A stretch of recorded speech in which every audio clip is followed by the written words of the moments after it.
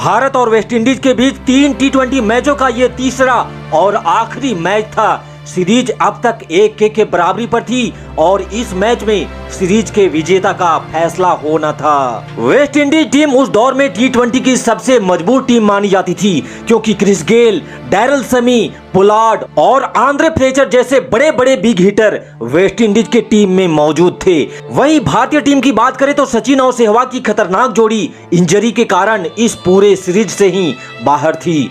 Big hitter Yuvraj Singh बीमार थे, वहीं हरभजन भी दूसरे मैच के दौरान ही चोटिल हो चुके थे। ऐसे में भारतीय टीम वेस्ट इंडीज के सामने ऑन पेपर काफी कमजोर दिखाई दे रही थी, लेकिन भारत की सबसे बड़ी ताकत ये थी कि भारत के पास महेंद्र सिंह धोनी के रूप में एक ऐसा कप्तान था जिस पे पूरे हिंदुस्तान आस लगाए बैठा था।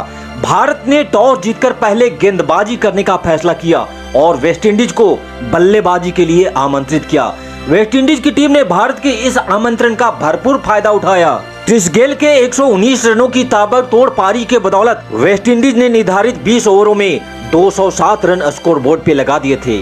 सचिन, सहवाग और युवराज की गैर मौजूदगी में भारत को 208 रन बनाने का ये सफर काफी मुश्किल होने वाला था। जवाबी कार्रवाई में जब भारतीय टीम बैटिंग करने उतरी तो रोहित शर्मा पहली ही ओवर के पहली ही गेंद पर बिना खाता खोले क्लीन बोल्ड हो गए। लेकिन ये तो सिर्फ एक ट्रेलर था। पावर प्ले में ही गौतम गंभीर, रॉबिन उथप्पा के साथ साथ विराट कोहली भी पवेलियन जा चुके थे। महज 30 रनों के स्कोर पर भारत के 4 विकेट गिर चुके थे, लेकिन फिर सुरेश रैना के साथ रविंद्र जडेजा भारतीय टीम की पारी को धीरे धीरे आगे बढ़ाना स्टार्ट कर देते हैं। लेकिन फिर 10वें ओवर में रविंद्र जडेजा भी महज 24 रन बनाकर रैना का साथ छोड़ पवेलियन की राह पकड़ लेते हैं। 10 ओवर का खेल समाप्त हो चुका था और भारत 5 विकेट खोकर 80 रन बना चुका था।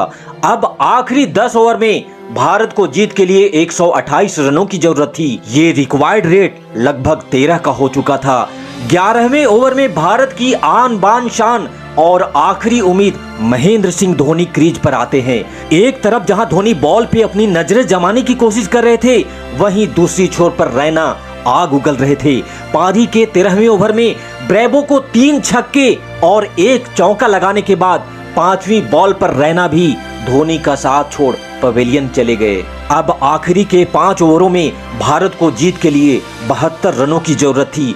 16वें ओवर में धोनी ने 4 चौका और 1 सिंगल लेकर 17 रन बना लिए। अब धोनी ज्यादा से ज्यादा बॉल खुद खेलना चाहते थे। हालांकि इरफान पठान भी बैटिंग कर सकते थे, लेकिन उनके बाद और बैटिंग करने वाला कोई नहीं था। इरफान पठान और धोनी ने मिलकर अगले 3 ओवरों में 30 रन जड़ दिए थे, जिसके कारण आखिरी ओवर में भारत को जीत के लिए 25 रनों की जरूरत थी, जो लगभग नामुमकिन था। लेकिन स्ट्राइक पे थे महेंद्र सिंह धोनी, जो नामुमकिन को मुमकिन बनाने में माहिर हैं। यही कारण था कि दबाव में ब्रेवो ने पहली गेंद नो बॉल डाल दी, जिस पे धोनी ने शानदार चौका जड़ दिया।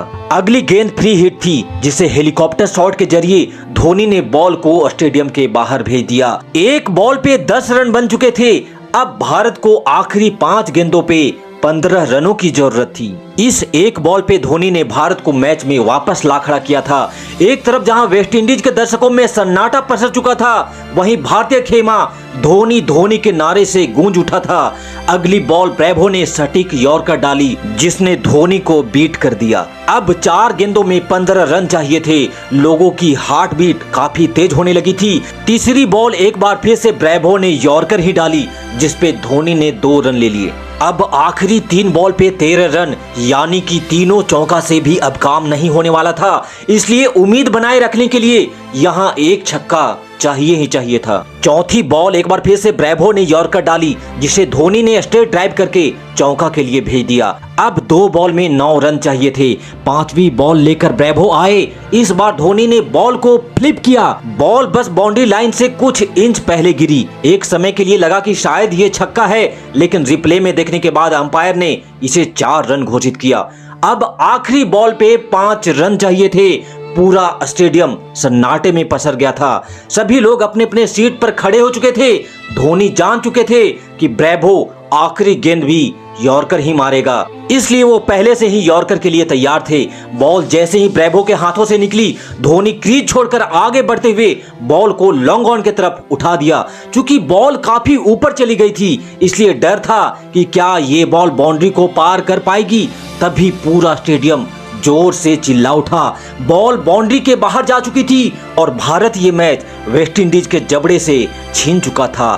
दोस्तों, महेंद्र सिंह धोनी की ये अद्भुत पारी आपको पसंद आई हो तो वीडियो को लाइक करके चैनल को भी जरूर सब्सक्राइब कर लीजिएगा और महेंद्र सिंह धोनी के लिए 2 शब्द कमेंट बॉक्स में जरूर लिखिएगा। धन्यवाद।